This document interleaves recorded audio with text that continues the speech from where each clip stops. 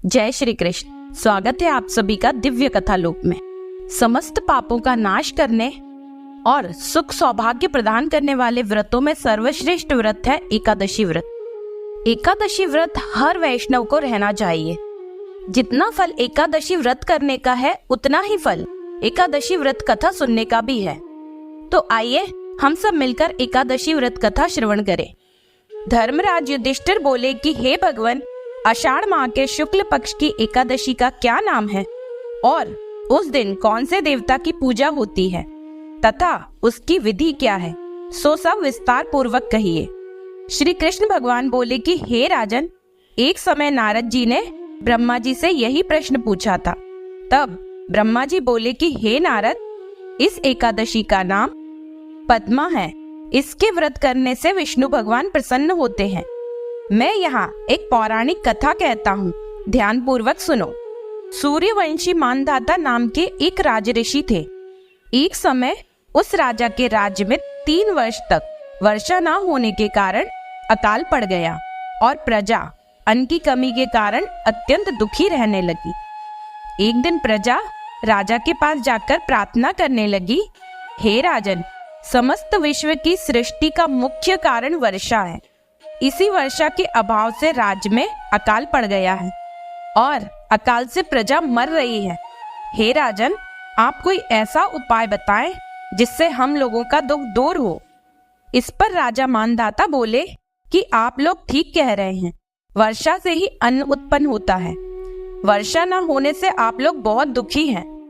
राजा के पापों के कारण ही प्रजा को दुख भोगना पड़ता है। मैं बहुत सोच विचार कर रहा हूँ, फिर भी मुझे अपना कोई दोष नहीं दिखाई दे रहा है। मैं आप लोगों के दुख को दूर करने के लिए बहुत यत्न कर रहा हूँ। ऐसा कहकर राजा मानधाता भगवान की पूजा कर कुछ मुख्य आदमियों को साथ में लेकर वन को चल दिए। वहां वह ऋषियों के आश्रम में घूमते घूमते अंत में ब्रह्मा के पुत्र अंगिरा ऋषि के पास पहुंचे। वह मुनि अभी नित्य कर्म से निवृत्त हुए थे। राजा ने उनके सम्मुख प्रणाम किया और मुनि ने उनको आशीर्वाद दिया और बोले, हे राजन, आप कुशल पूर्वक तो हैं तथा आपकी प्रजा भी कुशल पूर्वक होगी। आप इस स्थान पर कैसे हैं, सो कहिए। राजा बोले कि हे महर्षि, मेरे राज्य में 3 वर्ष से वर्षा नहीं हो रही है। इससे अकाल पड़ गया है और प्रजा महान दुख भोग रही है। प्रजा के कष्टों को दूर करने के लिए कोई उपाय बताएं। इस पर वह ऋषि बोले, हे राजन, यह सतयुग सब युगों में श्रेष्ठ है।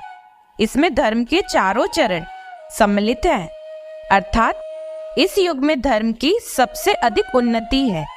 इस युग में ब्राह्मणों का तपस्या करना तथा वेद पढ़ना ही मुख्य अधिकार है। परंतु आपके राज्य में एक शूद्र इस युग में भी तपस्या कर रहा है। इस दोष के कारण आपके राज्य में वर्षा नहीं हो रही है। यदि आप प्रजा का भला चाहते हैं तो उस शूद्र को मार दीजिए। इस पर राजा बोले कि हे मुनीश्वरों, मैं उस निरपराध तपस्या करने वाले शूद्र को नहीं मार सकता। आप इस दोष से छूटने का कोई अन्य उपाय बताएं।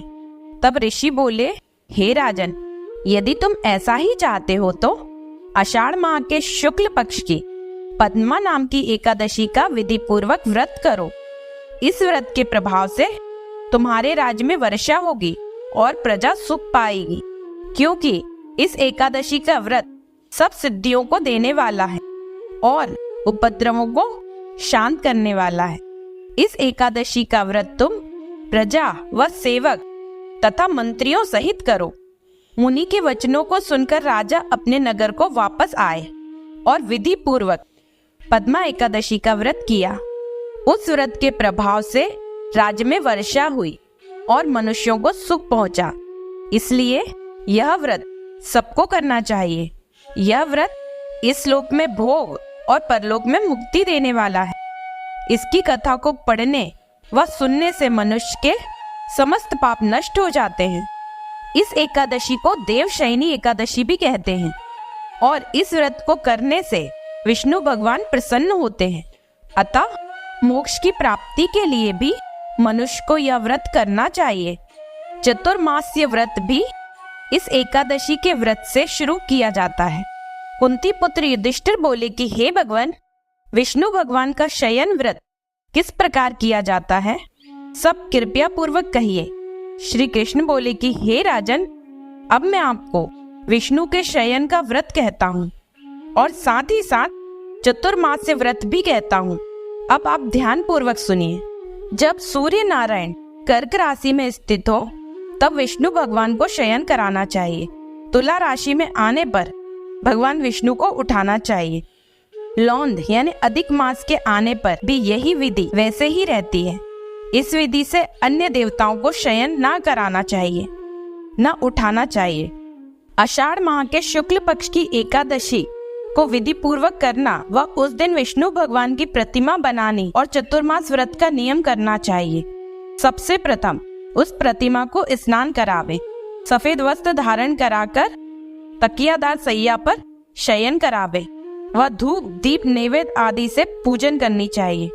भगवान का पूजन शास्त्र ज्ञाता ब्राह्मणों के द्वारा कराना चाहिए। तत्पश्चात भगवान विष्णु की स्तुति करनी चाहिए। हे भगवान, मैंने आपको शयन कराया है। आपके शयन से संपूर्ण विश्व सो जाता है। मेरी आपसे हाथ जोड़कर विनय है कि आप 4 मास तक शयन करें तो मेरे चतुर्मास व्रत को निर्विघ्न पूरा करावे। इस तरह विष्णु भगवान की स्तुति करके शुद्ध भाव से मनुष्य को दातून आदि के नियमों को ग्रहण करना चाहिए। विष्णु भगवान के व्रत को शुरू करने के 5 काल वर्णन किए हैं। देवशयनी एकादशी से लेकर देवोत्थानी एकादशी तक चतुर्मासी व्रत को शुरू करना चाहिए।